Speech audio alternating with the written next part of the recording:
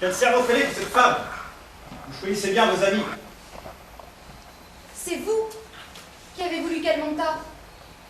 Je parierais que vous croyez que c'est Madame de Blainville qui m'a fait ma bourse. Non. Puisque vous me dites au contraire. Je suis sûr que vous le croyez. Et pourquoi en êtes-vous sûr? Parce que je connais votre caractère, Madame de Léry et votre oracle. C'est une idée qui n'a pas le sens commun. Voilà un beau compliment que je ne mérite guère. Oh mon Dieu, si. Et j'aimerais tout autant vous voir franche là-dessus que dissimulée. Mais si je ne le crois pas, je ne puis feindre de le croire pour vous paraître sincère. Je vous dis que vous le croyez. C'est écrit sur votre visage. S'il faut le dire pour vous satisfaire, eh bien j'y consens, je le crois. Vous le croyez? Et quand cela serait vrai, quel mal y aurait-il? Aucun. Et par cette raison, je ne vois pas pourquoi vous le nieriez. Je ne le nie pas. C'est elle qui l'a fait. Bonsoir. Je reviendrai peut-être tout à l'heure prendre le thé avec votre ami. Henri, ne me quittez pas ainsi. Qu'appelez-vous ainsi? Sommes-nous fâchés? Je ne vois là rien que de très simple. On me fait une bourse et je la porte. Vous demandez qui et je vous le dis. Rien ne ressemble moins à une querelle. Et si je vous demandais cette bourse, m'en feriez-vous les sacrifices? Peut-être. À quoi vous servirait-elle? N'importe, je vous la demande. Ce n'est pas pour la porter, je suppose. Je veux savoir ce que vous en feriez. C'est pour la porter. Quelle plaisanterie. Vous porteriez une bourse faite par Madame de Blainville? Pourquoi non? Vous la portez bien. Vous avez raison, je ne suis pas femme.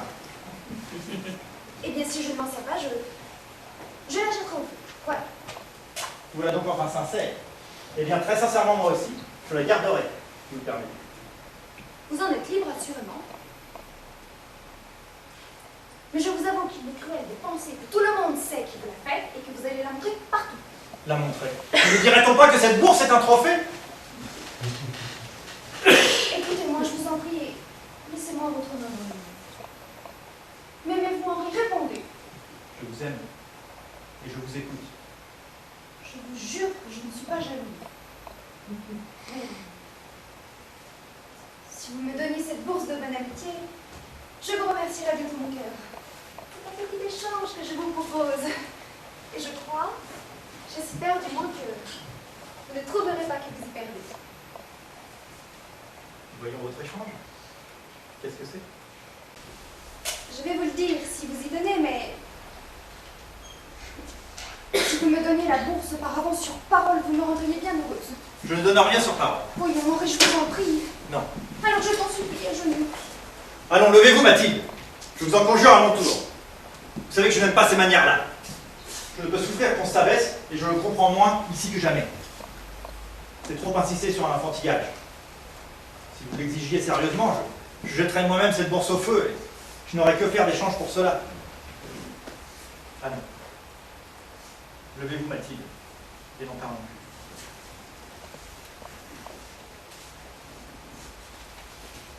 plus. Adieu. À ce soir. Je reviendrai.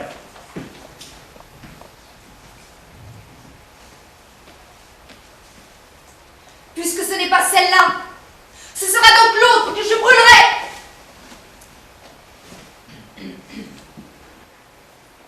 Pauvre petite, je te baisais tout à l'heure. Et te souviens-tu de ce que je te disais? Nous arrivons trop tard, tu le vois. Il ne veut pas de toi et ne veut plus de moi. Qu'on est folle de faire des rêves. Il ne se réalise jamais. Pourquoi cet attrait, ce charme invincible qui nous fait caresser une idée? Pourquoi tant de plaisir à la suivre, à l'exécuter en secret? À quoi bon tout cela? À pleurer ensuite. Que demande donc l'impitoyable hasard? Quelle précaution, quelle prière faut-il donc pour mener à bien les soins les plus simples, la plus chétive espérance? Vous avez bien dit, monsieur le comte, j'insiste sur un enfantillage. Mais il m'était doux d'y insister. Et vous, si fier, si infidèle, il ne vous eût pas coûté beaucoup de vous prêter à cet enfantillage.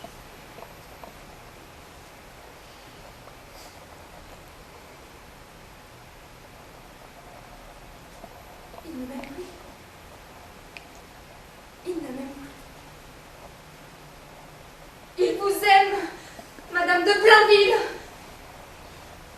Ah non. Il n'y faut plus penser. Jetons au feu ce rocher d'enfant qui n'a pas su arriver assez vite. Si je le lui avais donné ce soir, il l'aurait peut-être perdu demain. Sans me douter, il laisserait ma bourse traîner sur sa table, je ne sais où dans ses rebuts, tandis que l'autre le suivrait partout. Tandis qu'en jouant à l'aquilée, il l'attire avec orgueil. Je le vois l'étaler sur le tapis et faire résonner la qu'elle renferme. Malheureuse. Je suis jalouse. Il me manquait cela pour me faire amour.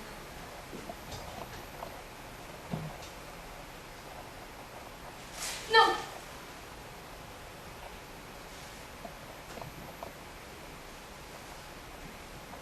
Qu'as-tu fait? Pourquoi te détruire? Triste ouvrage de mes mains.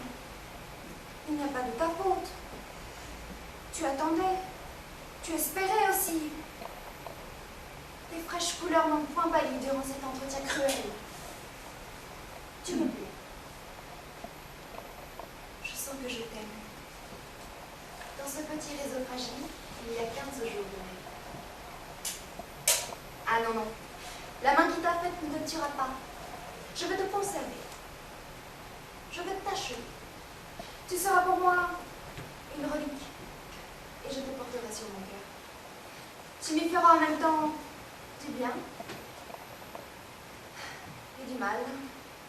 Tu me rappelleras mon amour pour lui, son oubli,